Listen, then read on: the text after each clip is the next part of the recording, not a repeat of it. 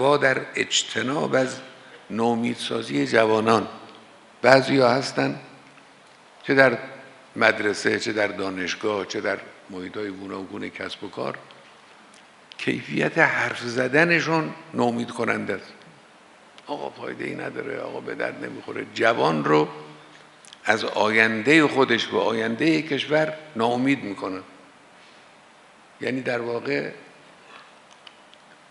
قدرت جوان و فرصت وجود جوان رو از کشور و از اجتماع اسلامی میگیرن.